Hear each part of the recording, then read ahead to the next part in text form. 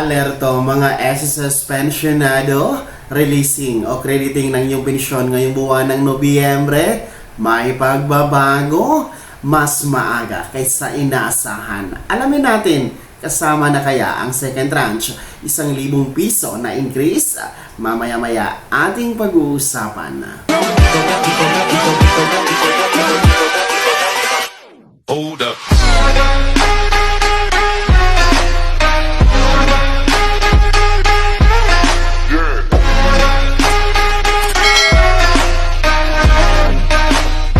Hello mga ka-vlogs! Welcome dito sa aking YouTube channel. Magandang araw po sa lahat ng mga manonood. Saan po kayong dako sa mundo? Kumusta kayo mga ka-vlogs? Para po ito sa mga pensyonado ng SSS, ngayong paparating na buwan ng Nobyembre, may pagbabago po sa inyong pensyon na crediting schedule. At ito nga po ay ating pag-uusapan mamaya-maya. Kung kasali na din po ba itong second tranche, 1,000 pesos pension increase. Pero bago ang lahat, kung bago ka pa lang dito sa YouTube channel o hindi ka pa nakasubscribe, abay, click nyo muna ang ating subscribe button na nasa baba. Huwag yung kalimutan na pindutin ang ating notification bell.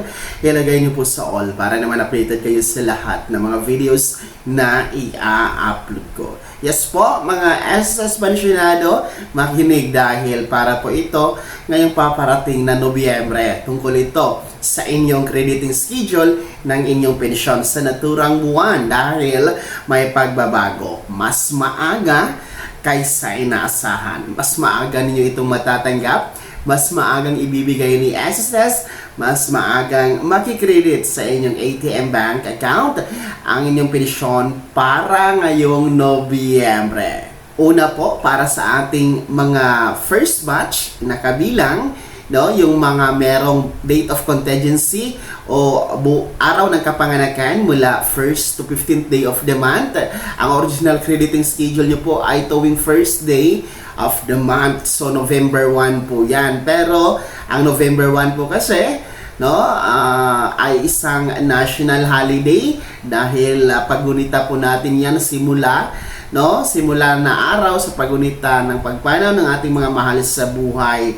Nationwide natin yan ginugunita. Every year naman po talaga ay national holiday ang November 1 and 2. So, Friday kasi ang November 1. So, ayon sa SSS Circular na kung ang original schedule ng crediting ng pensyon ay natapat sa national holiday o di kaya ay natapat sa weekend, Sabado or Linggo, ito po ay aatras sa pinaka last working day. Kaya naman, instead of November 1, mga first batch pensioners ay mas maaga, magiging October 31, araw ng Huwebes po, ang crediting schedule ng inyong pensyon.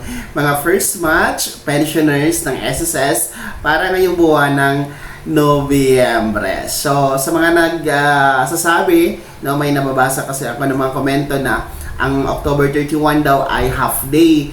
Yes po, half day po ang October 31 base po sa isang inilabas na circular mula sa Malacanang. Pero para lang po yan sa mga government offices. So, ang SSS naman po, no, ay wala pang October 31 ay nilulod na po nila yan, no? Kasi ang mga bangko is whole day naman po ng October 31, no? So, hindi po nakakapekto ang half day na holiday for October 31 para sa inyong crediting schedule ng inyong pensyon. So, pangalawa po, ang ating mga second batch SSS pensioners na merong date of contingency or araw ng kapanganakan mula 16 to last day of the month. Ang original crediting schedule nyo po dapat, no, for November is November 16. Pero kung nakikita nyo sa inyong kalendaryo, ito po ay natapat sa araw ng Sabado. So, uulitin ko, kung ang original crediting schedule ay natapat po sa weekend, gaya nito, Sabado or Linggo o di kaya holiday, ito po ay aatras sa pinaka-last working day ni SSS. Kaya instead of November 16, araw ng Sabado, magiging November 15 po ito, araw ng Biyernes. Mas maaga pa rin po ang inyong pagtanggap mga second batch SSS pensionado. Katanungan po kung kasama na ba ngayong Nobyembre ang inyong 1,000 piso na increase para sa tinatawag nating second tranche. Well, wala pong pagbabago sa inyong halagang matatanggap. Yun pa rin po. No, walang additional na 1,000 pesos dahil hindi pa naman po yan maibibigay ng SSS.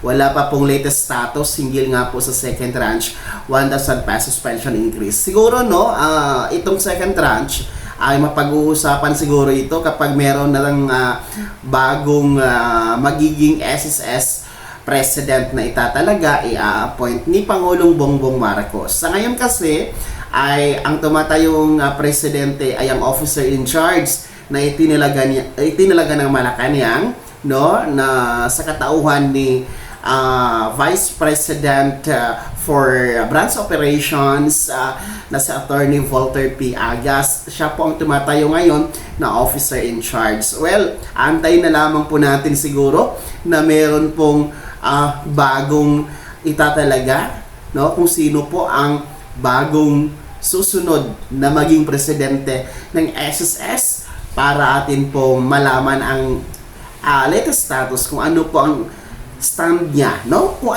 paano niya po ba re-resolbahin, ano ang kanyang pananaw hinggil nga dito sa matagal nang inaantay na second tranche 1,000 pesos pension increase. Kaya naman, mga SSS pensioners, no, uulitin ko ay mas maaga po, no, ang petsa ng inyong pagtanggap ng pensyon ngayong Nobyembre, may malaking pagbabago, ha? Mas maaga kaysa inaasahan.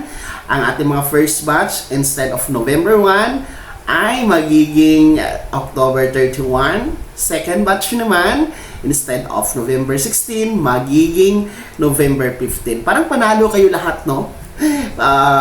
Both batch 1 and batch 2, lahat kayo panalo dito sa buwan ng Nobyembre. Dahil lahat kayo ay natapat ang original crediting schedule sa holiday and weekend. Kaya naman, atras, no, sa pinaka-last working day. Mas maaga kaysa inaasahan. Kaya congratulations kahit paano ay maaga ninyong mapapakinabangan ang inyong pensyon ngayong Nobyembre. Mas maaga ninyong magagamit, no? Lalong-lalo pa dahil long weekend ngayong November 1 hanggang 3. Aba, no? Maraming magsisiuwian sa probinsya. Marami po ang dadalaw sa sementeryo. Ayan, at least may pamasahe kayo, may pambili ng pagkain, no, pambili ng gamot, huwag kalimutan, pambili ng vitamina, pagkain niyo po, ha? Dahil yan naman po talaga ang purpose ng ating pensyon para makatulong sa ating sarili at sa ating pamilya. Kaya naman mga SSS pensioners, okay po ba sa inyo ang buwan ng Nobyembre? Kayo ba ay nagagalak dahil mas maaga ninyo itong mapapakinabangan ng inyong pensyon? Aba, sino po ba sa inyo dito ang kabilang sa first batch or kabilang sa second batch? I-comment nyo na po sa comment section na nasa baba. At pakilakip naman yung buong pangalan at kung taga saan kayo, ha, para ma-shoutout ko po kayo sa next episode natin. Bago ako matapos sa video na to, kung gusto niyo po sumuporta sa aking YouTube channel, maaari niyo po i-click ang ating super thanks button na nasa baba. Sa mga gusto maging miyembro, pwede po i-click niyo po ang ating join button. Maraming perks dyan mga vlogs. Be my member now.